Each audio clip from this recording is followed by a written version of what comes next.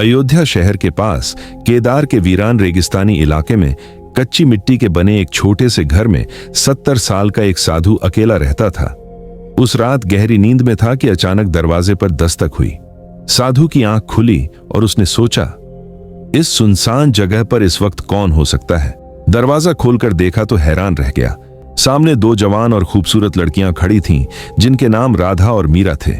साधु उन्हें देखते ही अजीब सी खिंचाव महसूस करने लगा। नजरें हट ही नहीं रही थीं।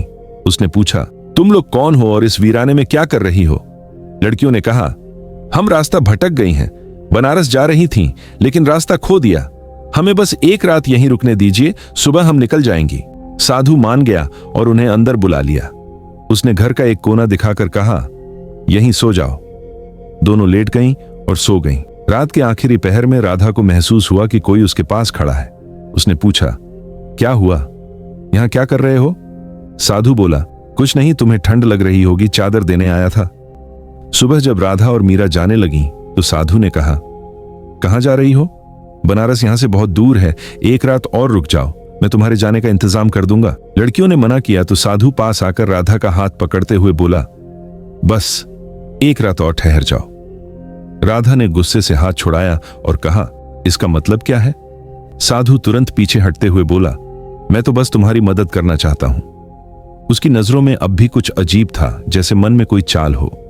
लड़कियां मान गईं और एक रात और रुकने के लिए तैयार हो गईं। दिन भर साधु उनसे मीठी बातें करता रहा और इस तरह देखता रहा जैसे उनके और करीब आना चाहता हो।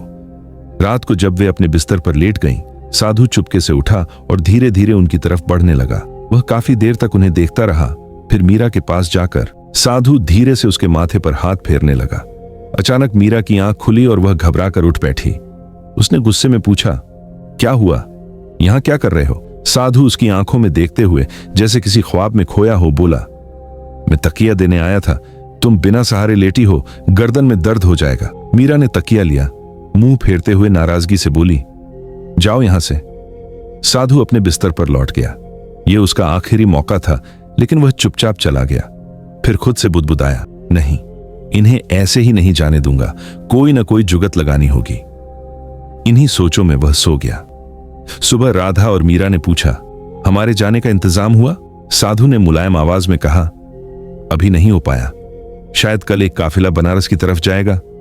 काफिले का नाम सुनकर लड़कियों ने कहा, तो हम उसके साथ चले जाएंगे। और वे एक रात और रुकने के लिए तैयार हो गईं। साधु ये सुनकर भीतर ही भीतर बहुत खुश हुआ। एक और रात मिल गई। दिन भर वह दूर से बैठकर उन्हें देखता रहा। उसकी नजरें अब और भी गहरी और लालसा से भरी हो चुकी थीं। रात हुई, लड़कियां अपने बिस्तर पर लेट गईं। साधु भी लेट गया, मगर उसका दिल बेचैन था। उसकी आंखें छत की बजाय कमरे के कोने में सोई लड़कियों को घूर रही थीं। धीरे धीरे वह उठा, चुपके से उनके पास गया और ऊपर से नीचे तक उन्हें देखने लगा। पहले वह राधा के पास बैठा और उसके बालों को सहलाने लगा। अचानक राधा हल्की सी हिली तो साधु को डर हुआ कि कहीं वह जाग न जाए। उसकी आंखों में अब सिर्फ इच्छा नहीं, बल्कि कोई पुरानी प्यास जग चुकी थी। अचानक मीरा की आंख खुली और वह चीख पड़ी।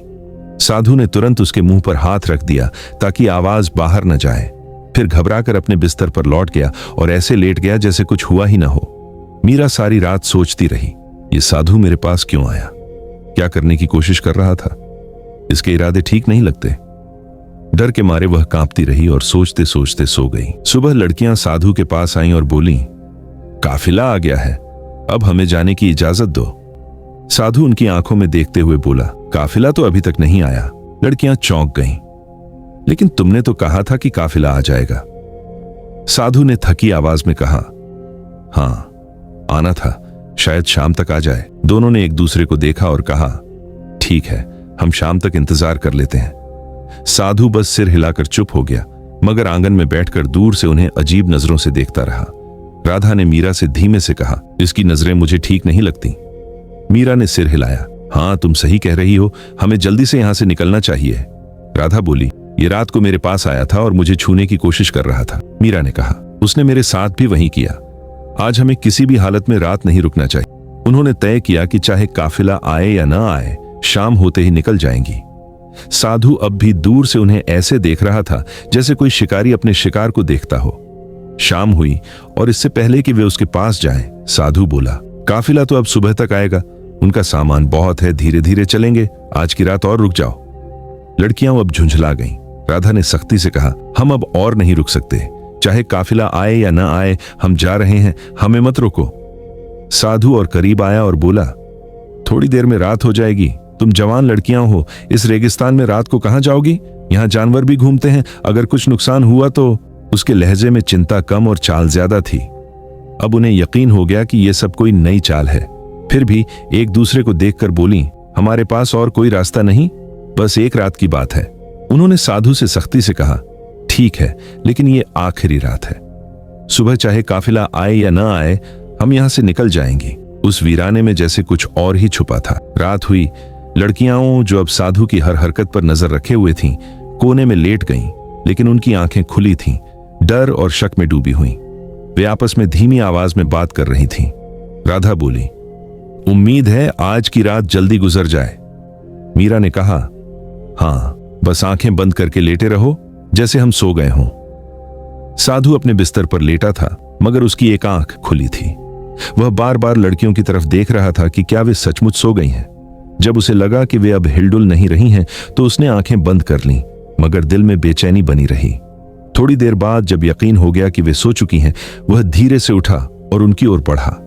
काफी देर तक चुपचाप उनके पास खड़ा रहा, जैसे उनकी सांसों की चाल देख रहा हो। फिर वह राधा के पैरों के पास बैठ गया और धीरे धीरे उसके पांव सहलाने लगा। तभी राधा की आंख हल्की सी खुली।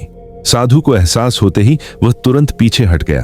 अब वह मीरा के पास गया और उसके माथे को सहलाने लगा। अचानक मीरा की आंख खुल गई। उसने घबराकर करवट ली और मुंह नीचे कर लिया। वह कुछ नहीं बोली, मगर उसकी हरकत से साफ था कि वह जाग चुकी थी। साधु चुपचाप उठकर अपने बिस्तर पर लौट गया। उसकी धड़कनें तेज थीं, लेकिन चेहरे पर कोई पछतावा नहीं था। सुबह होते ही राधा और मीरा सीधे उसके पास पहुंची। राधा ने तेज लहजे में पूछा, हां, आया क्या तुम्हारा काफिला या अब कोई नया बहाना है? साधु कुछ पल चुप रहा, फिर बोला, काफिला तो नहीं आया। लड़कियों के चेहरे पर अब गुस्सा साफ दिख रहा था। हमें तो पहले ही पता था कि कोई काफिला नहीं आने वाला। तुम हमें किसी और वजह से रोक रहे हो। अब हमें सब समझ आ चुका है, हम एक पल भी यहां नहीं रुकेंगे। राधा ने मीरा का हाथ पकड़ा और बोली, चलो यहां से। साधु अचानक सामने आकर खड़ा हो गया और रास्ता रोकते हुए बोला, तुम यहां से नहीं जा सकती। लड़कियों ने कहा, रास्ते से हट जाओ, वरना हम जोर से चीखेंगे। साधु ने धीमे स्वर में कहा, तुम्हारी आवाज यहां सुनने वाला कोई नहीं है। मीरा ने गुस्से से कहा, तुम चाहते क्या हो? हमें क्यों रोक रहे हो? तुम हमारे पिता की उम्र के हो, थोड़ी तो शर्म करो, थोड़ा तो लिहाज रखो। साधु गंभीर आवाज में बोला, जैसा तुम सोच रही हो वैसा नहीं है। तुम जिस शख्स को ढूंढने बनारस जा रही हो, क्या पता वह यहीं कहीं हो? लड़कियां चौंक गईं। तुम्हें यह कैसे पता कि हम बनारस में किसी को ढूंढने जा रही हैं? साधु बोला, यह बात मैं अभी नहीं बता सकता, मगर अगर तुम आज की रात यहीं ठहर जाओ तो यह तुम्हारे हक में होगा। लड़कियां एक दूसरे को देखकर सोच में पड़ गईं। इस बूढ़े आदमी को अचानक क्या हो गया है?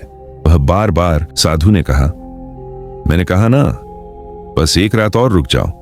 कल सुबह तुम्हारे सारे सवालों का जवाब मिल जाएगा और शायद तुम्हें बनारस जाने की जरूरत भी न पड़े। लड़कियां उलझन में थीं।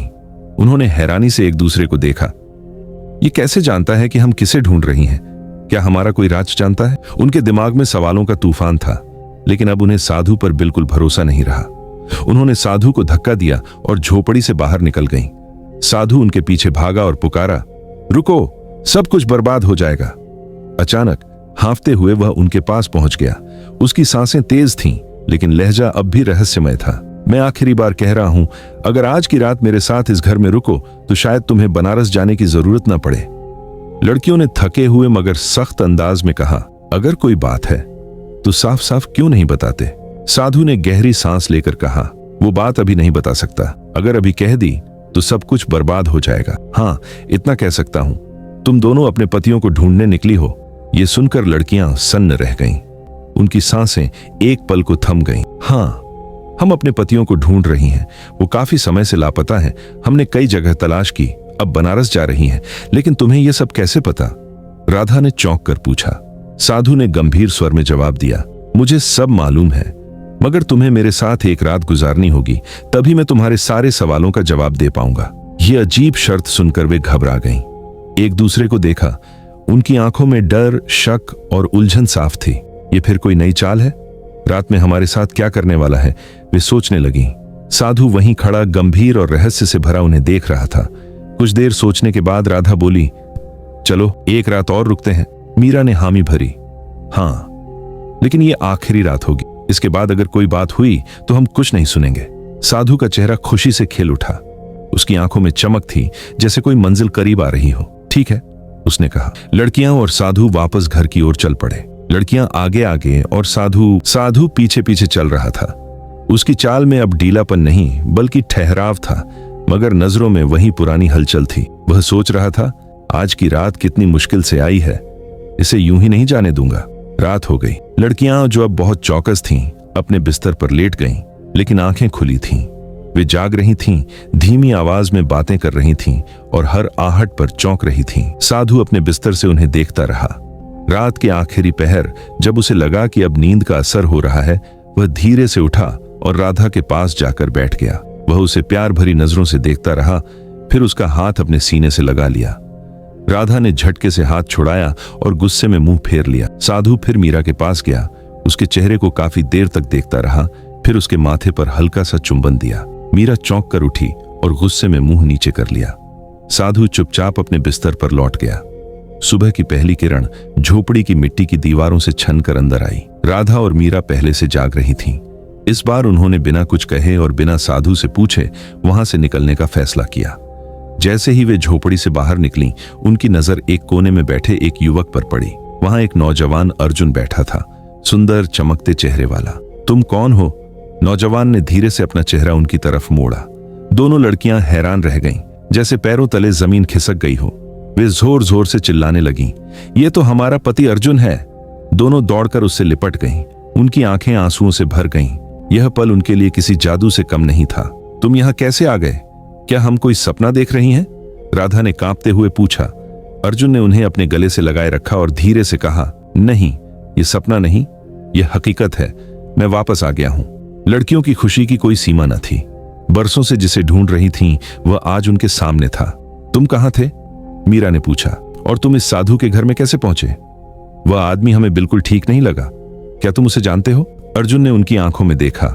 अब उसकी आंखों में रहस्य नहीं, बल्कि अर्जुन ने राहत की सांस लेते हुए कहा, पहले साधु को बुलाकर लाओ। देखो, वह कहां है? लड़कियां झोपड़ी के हर कोने में ढूंढने लगीं, मगर साधु कहीं न मिला। वे वापस आईं और बोलीं, वह तो यहां नहीं है, लगता है जैसे गायब हो गया हो। अर्जुन ने गहरी सांस ली और कहा, साधु कहां गया, यह तो अब तुम्हें खुद ही समझ आ जाएगा। लेकिन उससे पहले, क्या तुम नहीं जानना चाहती कि मैं इतने साल कहां था? लड़कियां एक साथ बोलीं, हाँ, बताओ, तुम कहां थे? अब कहानी का सबसे बड़ा राज सामने आने वाला था। अर्जुन ने कहना शुरू किया, एक दिन मैं घर से बाजार की तरफ निकला था। रास्ते में मुझे एक बूढ़ा आदमी और एक बहुत खूबसूरत लड़की मिले।